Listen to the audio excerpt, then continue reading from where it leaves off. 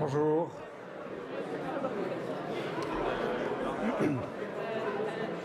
Voilà.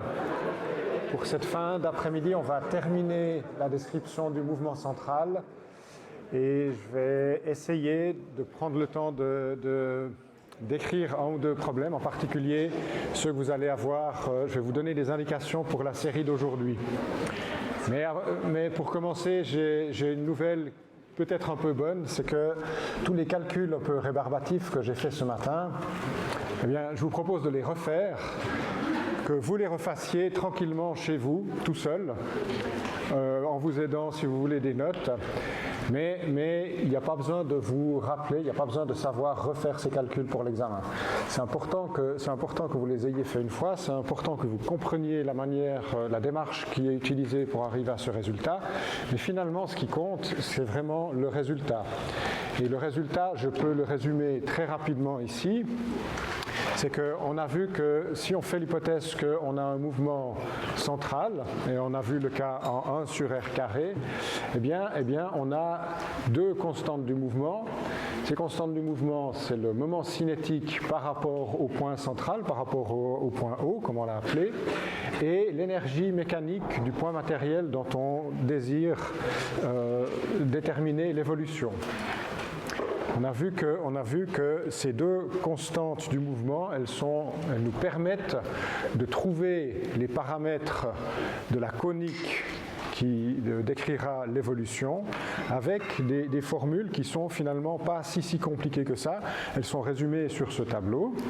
Et donc vous voyez que dans le cas que je montre ici, eh bien, si on connaît l'énergie, qu'on a appelé K, à un facteur de masse près, si on connaît le moment cinétique, si on connaît aussi la grandeur qui n'est rien d'autre que la masse de l'objet qui exerce la force centrale, donc on a qui c'est égal à m fois g, mais ça pourrait être aussi autre chose. Ça pourrait être par exemple, on pourrait avoir une force électrique, auquel cas le qui prendrait la même forme, mais on aurait des autres constantes dedans, on aurait la charge de la particule qui crée le champ électrique. C'est pour ça que le qui il peut être positif ou négatif. Dans notre cas, il sera toujours positif. Eh bien, si on connaît ces trois grandeurs, si on connaît aussi la masse de l'objet, du point matériel dont on veut calculer l'évolution, eh bien, on peut déterminer très vite les paramètres A et B de la conique qui va décrire le mouvement. Et donc, il y a plusieurs manières d'écrire. Vous voyez que j'ai plusieurs types de formules. On peut décrire ça soit avec la constante des airs et l'énergie. On peut aussi décrire la conique, non pas avec les facteurs A et B, mais avec les grandeurs P et puis l'excentricité.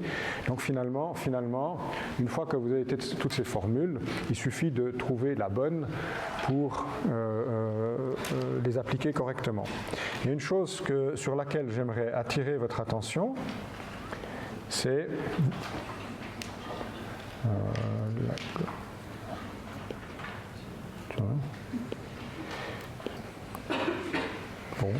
j'aimerais attirer votre attention sur le fait que vous voyez que on a une grandeur ici qui est en e carré moins 1. Alors si on a une ellipse, eh bien, le E, il est plus petit que 1. Et vous voyez que tout le terme qu'on a à gauche, il est négatif. Et donc, on voit qu'il y a une relation directe entre la grandeur E et puis le signe de l'énergie. En d'autres termes, si je regarde les différents cas qu'on avait vus tout à l'heure pour la grandeur E, eh bien vous voyez que si E est plus petit que 1, à ce moment-là, on aura une ellipse ou un cercle et on aura une énergie qui sera négative, une énergie mécanique qui est négative. Si on pose que E est égal à 1, que l'excentricité de notre conique est égale à 1, eh bien à ce moment-là, on a le cas où l'énergie mécanique est égale à 0. et on a une parabole. Donc le cas où l'énergie mécanique est égale à 0, c'est celui où la trajectoire de notre objet autour du Soleil ou autour de la Terre, c'est une parabole, c'est-à-dire une ellipse qui se ferme à l'infini. Et si on a une énergie mécanique qui est plus grande que 0, eh bien à ce moment-là, l'excentricité elle est plus grande que 1, et c'est dans les cas qu'on a vus ce matin, ce qui correspond à une hyperbole. Et dans ce cas-là, on aurait, par exemple, ce serait le cas d'une météorite qui s'approcherait de la Terre, qui serait... Alors je vais faire un petit dessin. Ce serait le cas où on aurait la Terre dessinée ici. On aurait une météorite qui s'approcherait avec une certaine vitesse, qui serait donc déviée par la Terre, et puis qui pourrait, par exemple, repartir comme ça, et donc qui repartirait à l'infini. Ça, ce serait le cas où K est plus grand que 0 et donc l'excentricité de notre conique est plus grande que 1. Je vais faire l'impasse sur les 3 slides qui suivent, sans pour autant oublier de vous dire que l'énergie mécanique, on peut l'écrire sous une forme qui dépend de R point et de R. Et on peut faire une analogie avec quelque chose qu'on a déjà vu. Vous voyez que si je réécris l'énergie mécanique, ça, c'est l'énergie cinétique. L'énergie cinétique, elle a un terme qui dépend de R point et un terme qui dépend de R. L'énergie potentielle, elle dépend uniquement de R. Et vous voyez que je peux réécrire exactement cette formule, mais en la réarrangeant un tout petit peu.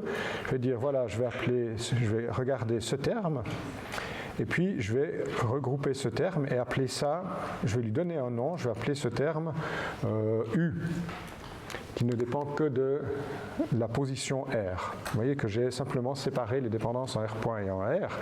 Et vous voyez que si j'appelle ceci toujours un facteur de masse près, si je l'appelle U, vous voyez que je peux écrire la conservation de l'énergie mécanique sous une forme où j'ai d'une part des R points et de l'autre côté j'ai une fonction que j'appelle U qui ne dépend que de la position. Et on voit ici une analogie avec ce qu'on avait fait lorsqu'on parlait de travail, puissance et énergie. Si vous vous rappelez bien, on avait vu l'énergie mécanique d'un point matériel dans le champ de gravitation. J'avais pris l'exemple d'une bille qui glissait sur un rail qui avait cette forme. Eh bien la forme de cette fonction, c'est exactement la même chose. Et donc, à partir de ça, si je dessine la forme de cette fonction U de R, je peux en tirer des propriétés sur le mouvement. Voilà, je vous invite à le lire, hein, mais je vais pas passer du temps là-dessus. Donc en dessinant la fonction U de R, on arrive à trouver la forme aussi des différentes trajectoires possibles. Voilà, pour finir ce chapitre, je vous avais dit qu'on voulait démontrer les lois de Kepler. Oui. J'ai pas compris exactement ce que c'est le potentiel effectif. Alors un potentiel effectif, c'est pas le vrai potentiel gravifique, c'est une fonction que j'appelle U, qui me permet de faire une analogie avec le mouvement, par exemple, d'une bille sur une glissière. C'est juste une analogie, d'accord ?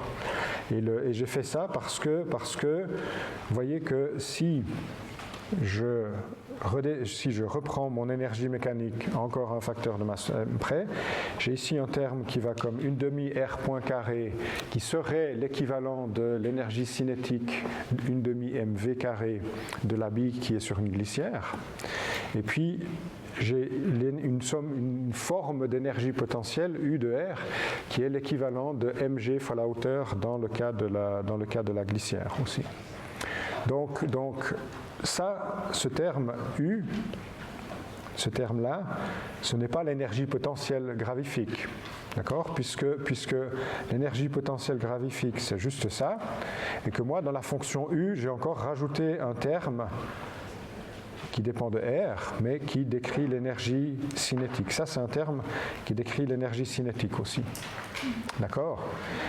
Alors, tout comme ça, ce n'est pas vraiment l'énergie cinétique de mon point matériel autour de du point qui l'attire. Mais ce n'est pas grave.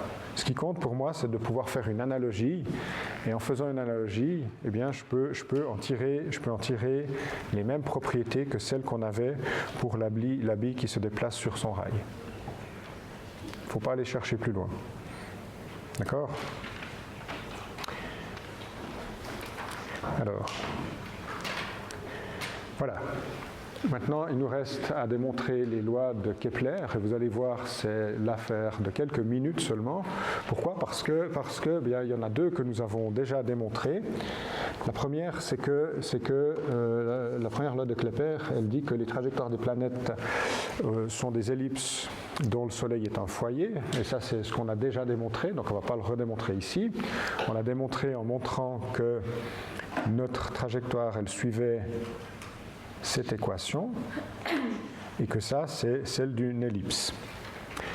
Maintenant, la deuxième loi de Kepler, elle dit que le rayon vecteur balai des airs égale en un temps fixe. Ça, c'est exactement le fait que la vitesse aérolaire est constante. C'est exactement la même chose, c'est ça. Et donc, ça, on l'avait montré il y a bien longtemps déjà, simplement en utilisant le fait que le moment cinétique dans un mouvement central, c'est quelque chose qui est constant. Donc là, il n'y a pas besoin de redémontrer cette formule, c'est déjà fait. Et la dernière, qui est un petit peu plus compliquée, elle dit que lorsque on a un mouvement d'une planète autour du Soleil, par exemple, ce mouvement se fait sur une conique dont le demi-grand axe, sur une ellipse dont le demi-grand axe a une certaine valeur A, et la période du mouvement se fait sur une grandeur qu'on appelle T. La troisième loi de Kepler, elle dit que T carré sur A cube, c'est une constante. Alors pour montrer ça, je vais simplement utiliser des formules que nous avons déjà démontrées. Cette formule-là, je vais essayer de la retrouver. Elle était juste ici, c'est celle qu'on a là. Donc on va la réutiliser maintenant. Et la dernière formule que je vais utiliser, c'est celle qui donne la constante des airs en fonction de cette grandeur de la vitesse aérolaire. Et si vous vous rappelez bien, la vitesse aérolaire, si je prends toute l'ellipse qui décrit ma trajectoire, donc c'est une ellipse qui a un demi-grand axe A et un petit axe B. Si je regarde la vitesse aérolaire et que je considère un tour complet, eh bien l'air qui aura été balayé, ça vaudra la surface de l'ellipse, toute cette surface, et ça aurait été balayé en un temps T, qui serait, par exemple, pour la Terre, une année. Et la surface d'une ellipse, c'est rien d'autre que pi fois A fois B. Pour ceux qui ne le sauraient pas, moi je l'avais oublié, c'est pas grave. Et donc vous voyez que j'ai ici deux grandeurs. Je peux, entre les deux, supprimer le C, je l'élimine. Et donc je trouve que B carré sur A carré, c'est égal à 2pi AB carré, ça c'est simplement 2S, 2C carré, divisé par T carré fois cette grandeur qui. Et vous voyez qu'il suffit de passer le B de l'autre côté, et je trouve, le B va se supprimer, et je vais trouver simplement que T carré sur A cube est égal à 2pi carré, c'est une constante, divisé par qui est aussi une constante, et donc je retrouve bien la loi de Kepler qui est que T carré sur A cube est une constante. Et ça, c'est quelque chose qu'on va utiliser pas plus tard que tout à l'heure quand je vais vous donner des indications pour résoudre le problème de cet après-midi. Voilà. Donc j'insiste encore sur le fait que lorsque vous avez un mouvement central, toute votre attention sera focalisée sur le fait que vous devez connaître deux grandeurs. Et de ces deux grandeurs, tout dépend. Alors, et vous allez voir que avec ces raisonnements assez simples, on peut résoudre des problèmes qui sont a priori assez compliqués, comme celui que je présente ici au tableau. Donc ce qui se passe, c'est que je considère qu'on a un objet qui s'approche de la Terre. Et puis, la question qu'on se pose, c'est est-ce que cet objet va, oui ou non, s'écraser sur la Terre ? Alors on pourrait se dire, oh là, c'est compliqué. En fait, ce n'est pas du tout compliqué. Pourquoi ? Parce que on va simplement regarder, déterminer les deux constantes qui nous intéressent, donc le moment cinétique et l'énergie mécanique.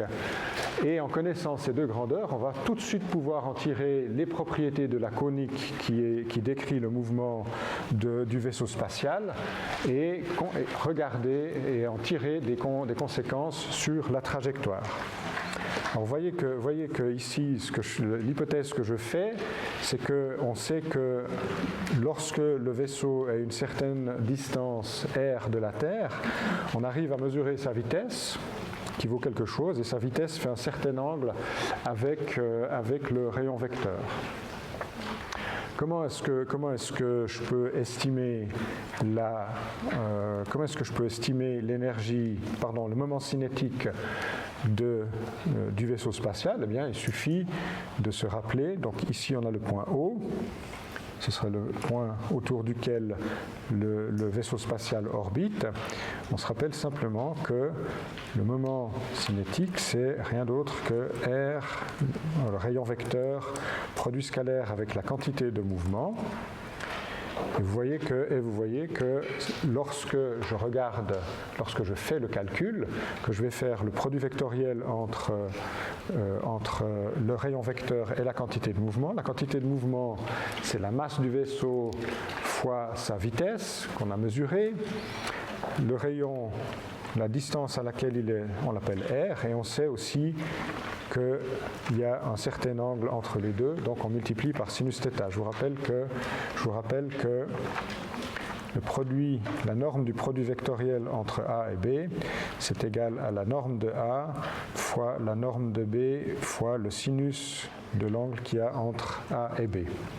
Et donc on a déjà déterminé une de nos deux constantes du mouvement. Pour déterminer la seconde constante du mouvement, l'énergie mécanique, eh bien, vous voyez que je dois prendre la vitesse. Mais la vitesse, je l'ai mesurée, c'est V. Donc l'énergie cinétique, ce ne sera rien d'autre que 1/2 mv². Et puis, je dois maintenant aussi estimer l'énergie potentielle. L'énergie potentielle, je vous rappelle qu'elle est égale à moins la masse de notre vaisseau fois la grandeur qui, je le rappelle encore une fois, c'est égal à la masse de la Terre fois la constante de gravitation universelle. Je sais où se trouve le vaisseau, il est à une distance r, et donc en calculant l'énergie cinétique et l'énergie potentielle, eh bien, je trouve tout de suite la valeur de la constante K, l'énergie mécanique. Et donc, il me suffit de faire ces deux calculs, de les appliquer pour trouver K. Alors, ce que je peux tout de suite dire, c'est que oui. Excusez-moi, pour la formule de l'énergie potentielle, c'est lié à la force de gravitation entre l'objet et la Terre. Oui. Et c'est pas en 1 sur R carré plutôt ? Alors la force de gravitation, elle est en 1 sur R, mais la force, c'est la dérivée du potentiel la force de gravitation, elle est en 1 sur R carré, qui est la dérivée du potentiel gravitationnel qui est en 1 sur R. Parce que la dérivée de 1 sur R, elle va comme 1 sur R carré, à un signe près aussi. D'accord ? Donc là maintenant, ce qu'on a, c'est les deux grandeurs K et L0. Le signe de K nous permet tout de suite de savoir si la trajectoire sera une parabole ou une hyperbole. Et maintenant, ce que je dois faire, c'est simplement trouver quels sont les paramètres de la conique. Et donc, je vais utiliser les formules que je vais réécrire ici pour déterminer. On va simplement utiliser que la grandeur qui divisé par 2A, c'est égal à l'énergie mécanique, et que B carré sur 2A, c'est égal à notre moment cinétique au carré divisé par M carré fois qui. Donc vous voyez que si je connais K et L0, je peux connaître A et B. Et je peux savoir si j'ai une parabole ou une hyperbole. Alors la suite, ce sera simplement de dessiner les deux cas qui sont possibles. Le premier cas, ce serait celui où on aurait que l'énergie mécanique est plus petite que 0. Et donc, la trajectoire de mon vaisseau spatial, elle sera sur l'ellipse bleue. D'accord ?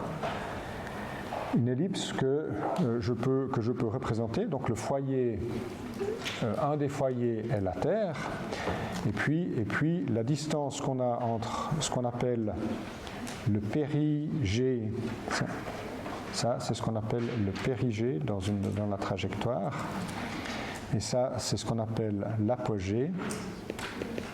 Ça c'est valable quand on a des trajectoires qui sont autour de la Terre. Si c'était autour du Soleil, on aurait, donc pour le Soleil, je ne me rappelle plus comment on l'écrit, on aurait, pardon, non, excusez-moi, c'est faux.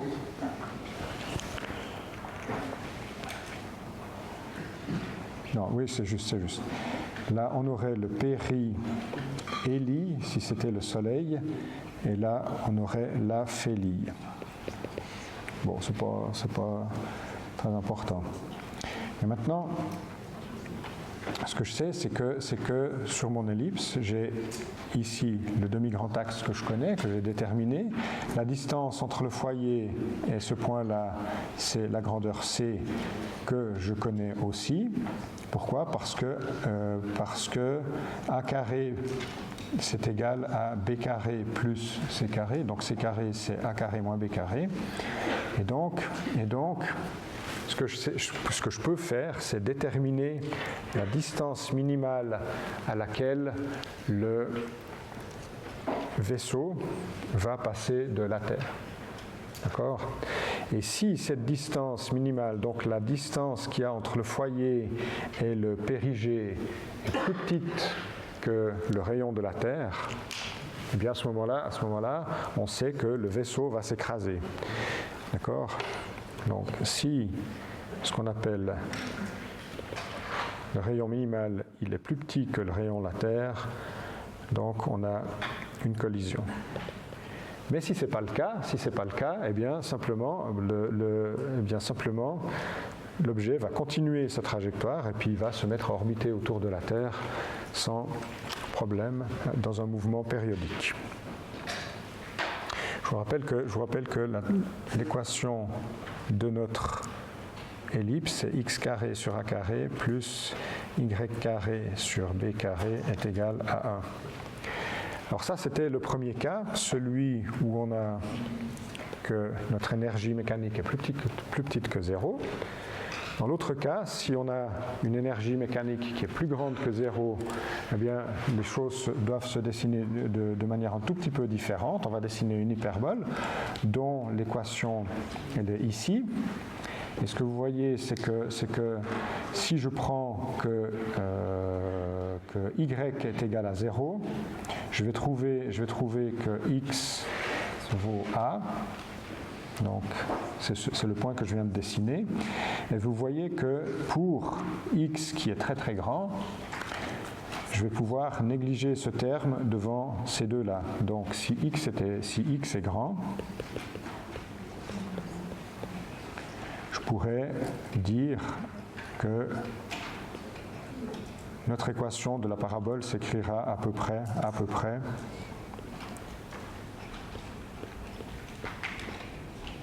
comme ça. Et donc je pourrais dire que y carré sera à peu près égal à b carré sur a carré, je mets une petite tilde là, fois x carré, et donc je pourrais dire que y sera à peu près égal à b sur a fois x.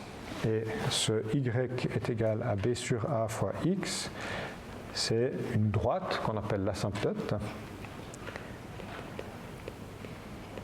qui décrit le fait que lorsque on est loin, eh bien, la trajectoire, elle va devenir infiniment proche de cette asymptote.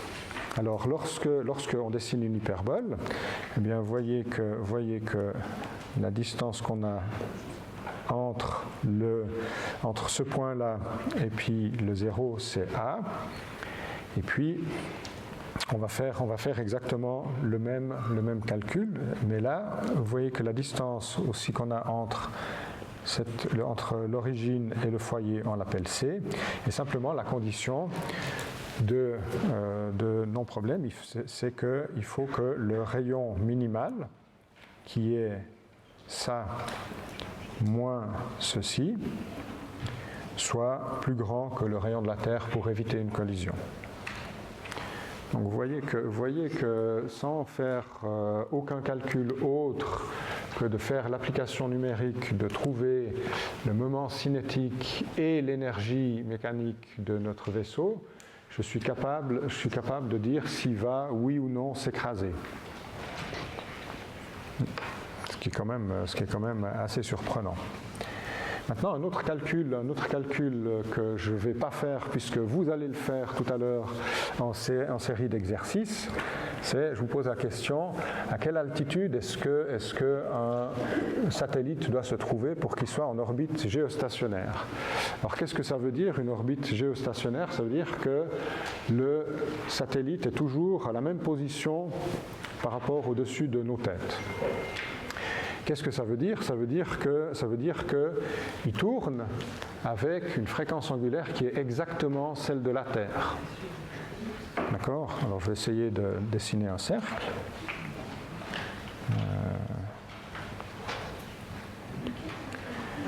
Alors,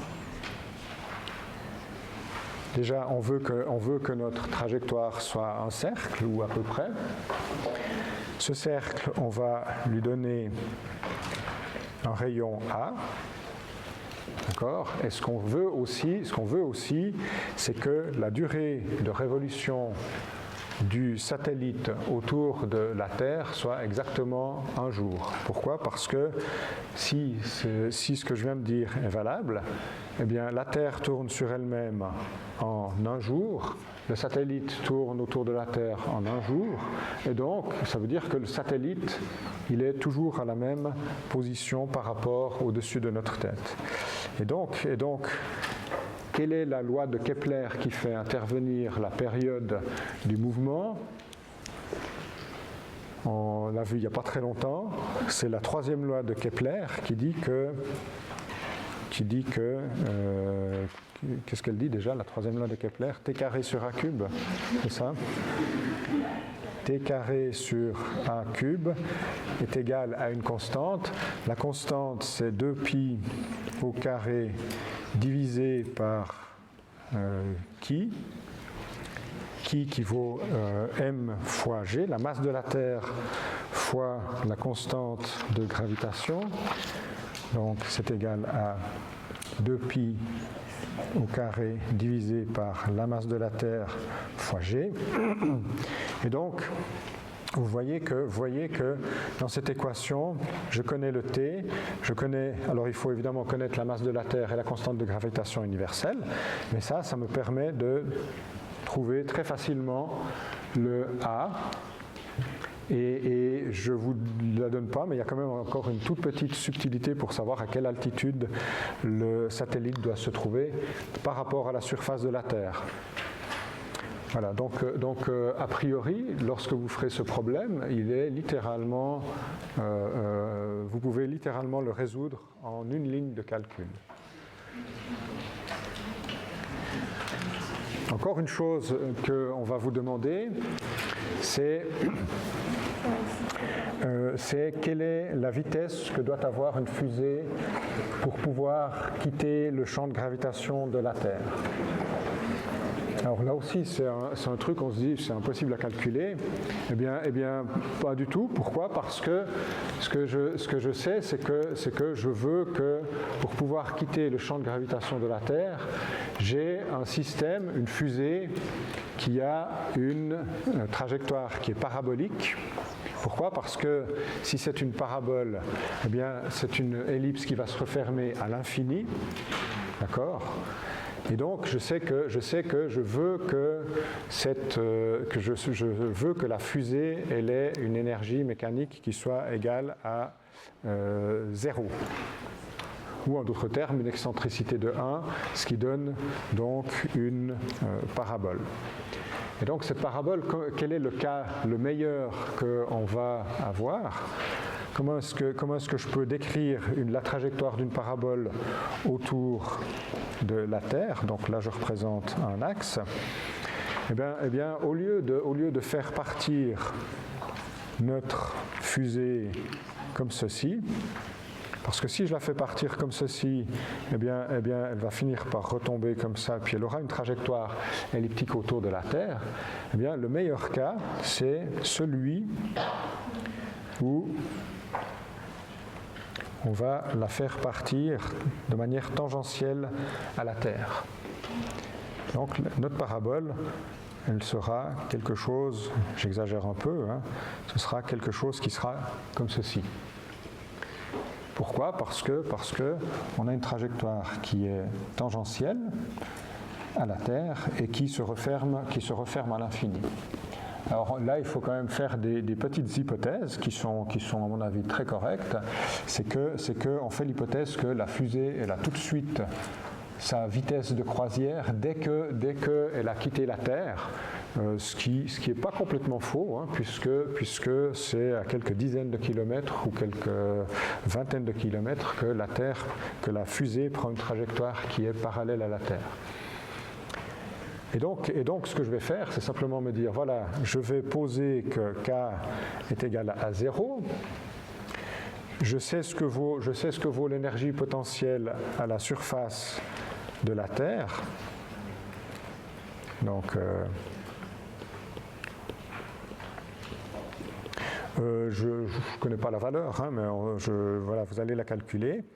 Et donc, en utilisant que l'énergie cinétique plus l'énergie potentielle à la surface de la Terre, c'est égal à K, c'est égal à 0, eh bien, vous allez pouvoir tout de suite trouver l'énergie cinétique que votre fusée elle doit avoir à la surface de la Terre, et ça vous donnera ce qu'on appelle la vitesse de libération.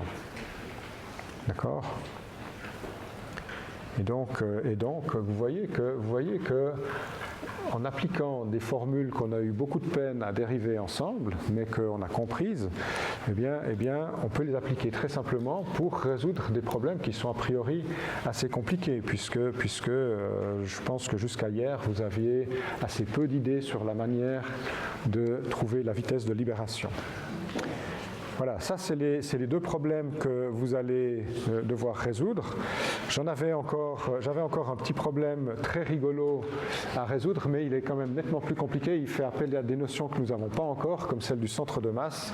Donc je vous laisse tranquillement lire ça chez vous, et on va faire quelque chose d'un petit peu différent maintenant. Oui. Pourquoi on dit que l'énergie mécanique doit être égale à 0 pour ça ?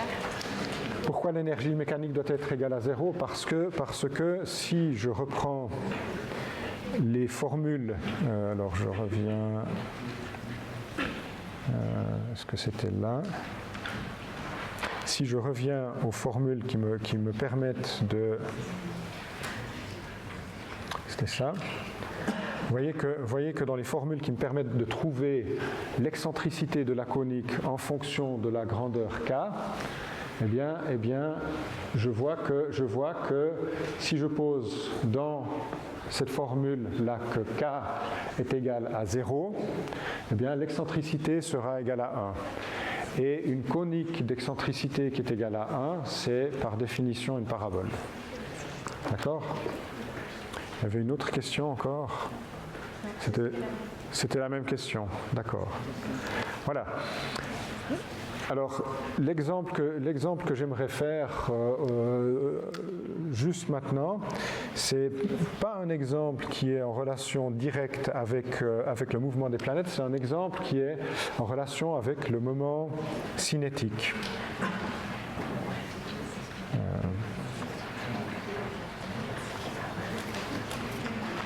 Alors, c'en est un que...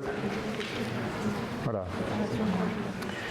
J'aimerais arriver à vous donner une sorte de sentiment de ce que c'est que le moment cinétique. Et pour faire ça, on va calculer le moment cinétique d'un disque qui tourne autour de son axe. Voilà. Ce qu'on va faire, c'est calculer le moment cinétique de cet objet. Et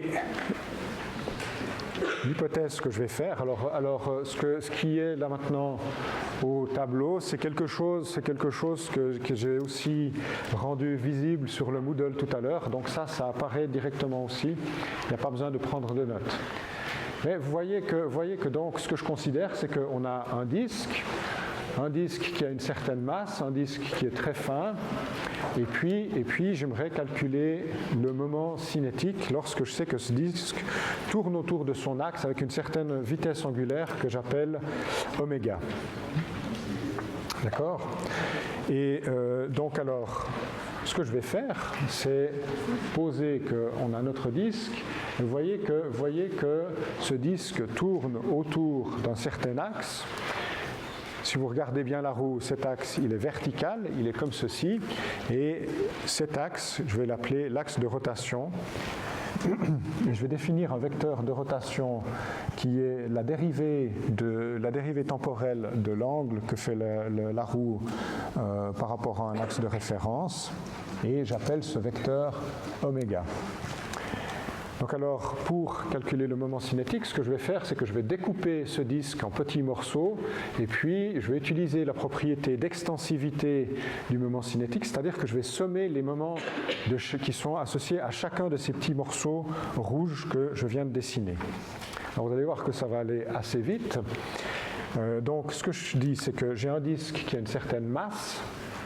Et puis, je dis qu'il a une épaisseur qui est très très fine. Comment est-ce que je vais définir un élément de masse? Eh bien, je dis le disque, il a une certaine surface, c'est la surface du cercle. Et puis, je vais définir non pas une densité volumique, mais une densité de surface, qui est la masse du disque divisée par sa surface. Combien de kilos est-ce qu'on a par mètre carré de roue? Eh bien, c'est simplement la masse de la roue divisée par sa surface. C'est donc une unité de kilos par mètre carré.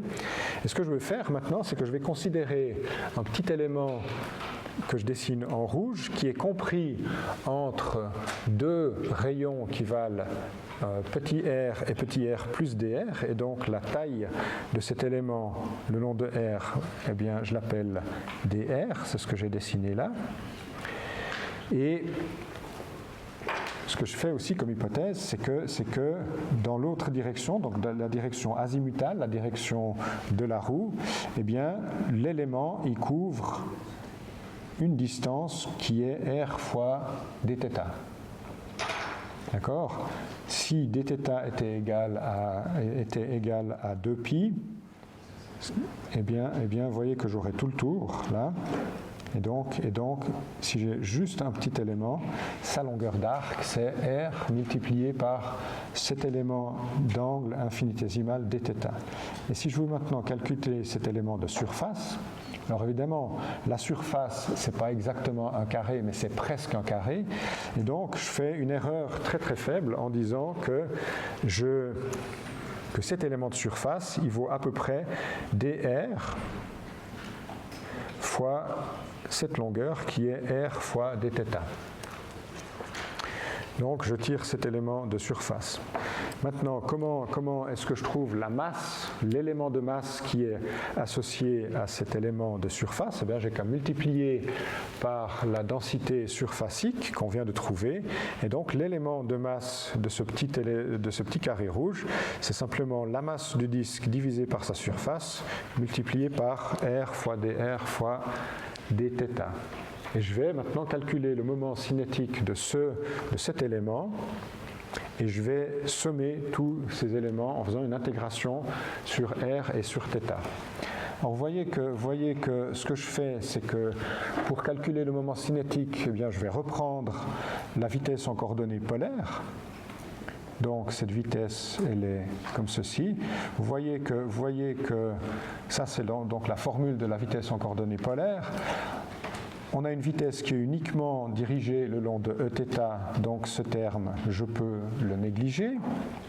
Et donc, si je remplace encore ce θ point par, donc θ point c'est une constante, je l'ai appelée oméga, et donc je trouve que la vitesse de mon élément de masse, de ce petit élément, c'est simplement oméga fois petit r, et c'est dans la direction de Eθ. Donc ce que je peux faire maintenant, c'est calculer le moment cinétique de cet élément de masse en multipliant le rayon vecteur R par la quantité de mouvement de mon élément de masse qui est dans cette direction. Donc vous voyez que lorsque je vais faire le produit vectoriel entre les deux, je vais trouver quelque chose qui est vertical, qui est parallèle à l'axe de rotation. Et en faisant le calcul, je trouve, donc je dois multiplier ce R par l'élément de masse multiplié par sa vitesse pour trouver la quantité de mouvement, et je trouve quelque chose qui va comme oméga fois m divisé par s fois r cube, et c'est proportionnel à dr et dθ. Je trouve aussi que c'est dans la direction z, et donc je vois qu'un élément de masse, il a ce moment cinétique. Ce qu'il faut faire maintenant, c'est sommer sur toutes les positions qu'on a en R et sur tous les angles qu'on a en θ. Et donc, ce que je vais devoir faire, c'est une sommation que je vais très facilement transformer en intégrale. Alors, je vous fais abstraction de cette lettre, où je dis simplement, je peux transformer de cette ligne, pardon, où je dis simplement que je peux transformer une sommation en une intégrale en passant au cas continu. Et ce que je vais trouver, c'est que si je fais l'intégrale entre 0 et, si je fais varier petit r entre 0 et r majuscule, et que je fais varier θ entre 0 et 2π parce que je veux couvrir toute la surface du cercle, eh bien les termes qui sont en R, ce sera, je vais devoir trouver la primitive de R cube qui est égale à 1/4 de R à la puissance 4. Donc cette intégrale, ça va me donner le rayon à la puissance 4 divisé par 4. L'intégrale sur l'angle, elle sera beaucoup plus facile puisqu'on a simplement l'intégrale entre 0 et 2π de dθ. La primitive c'est θ évoluée entre 2π et 0. Ce terme va simplement me donner 2π.